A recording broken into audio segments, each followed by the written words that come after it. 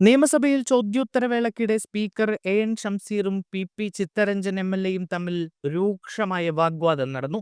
അനുവദിച്ച ചോദ്യത്തിലേക്ക് കടക്കാതെ മറ്റു കാര്യങ്ങൾ സംസാരിച്ച എം.എൽ.എയുടെ നടപടിയാണ് സ്പീക്കറെ ചൊടിപ്പിച്ചത്. ചോദ്യത്തിലേക്ക് ഉടൻ കടക്കണമെന്നും അനാവശ്യ കാര്യങ്ങൾ സഭയിൽ പറയരുത് എന്നും സ്പീക്കർ കർശന നിർദ്ദേശം നൽകി.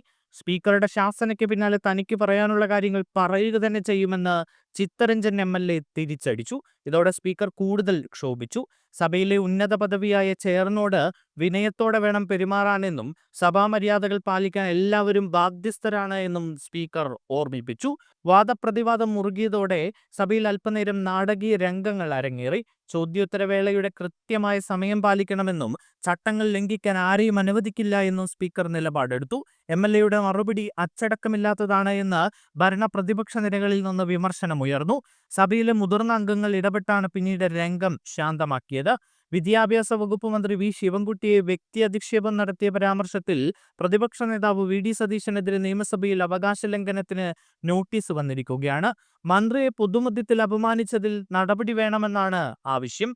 CPM എം.എൽ.എ വി ജോയാണ് പരാതി നൽകിയത്. മന്ത്രിയെ വ്യക്തിപരമായി അധിക്ഷേപിച്ച് പ്രതിപക്ഷ നേതാവ് നടത്തിയ ചില പരാമർശങ്ങളാണ് നോട്ടീസിന് ആധാരം. നിയമസഭയിൽ ഡെസ്കിന് മുകളിൽ കയറി നിന്ന ഒരാളാണ് പ്രതിപക്ഷത്തിന് ക്ലാസ് എടുക്കാൻ വരുന്നത് എന്നായിരുന്നു സതീശന്റെ പരിഹാസം.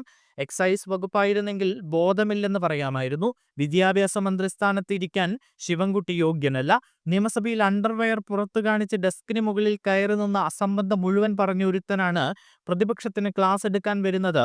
സോണിയാഗാന്ധിയെ അറസ്റ്റ് ചെയ്യണമെന്ന് വി ശിവൻകുട്ടിയുടെ നിയമസഭയിലെ പ്രസംഗം ചൂണ്ടിക്കാട്ടിയാണ് വി.ഡി. സതീശൻ ഇങ്ങനെ പറഞ്ഞത്. ഇത്രയും വിവരദോഷികളെ ഉൾപ്പെടുത്തിയിട്ടുള്ള ഒരു മന്ത്രിസഭ കേരളത്തിന്റെ ചരിത്രത്തിൽ ഇല്ല എന്നായിരുന്നു സതീശന്റെ വാക്കുകൾ. പരാമർശത്തിനെതിരെ വലിയ വിമർശനമാണ് ഇപ്പോൾ ഉയരുന്നത്. സഭയിലും വലിയ വിമർശനം ഉയർന്നുകൊണ്ടിരിക്കുകയാണ്. അതിനിടയിലാണ് ഇപ്പോൾ എം.എൽ.എയും സ്പീക്കറും തമ്മിലുള്ള നാടകീയ രംഗങ്ങൾ കൂടി സഭയിൽ അരങ്ങേറിയിരിക്കുന്നത്.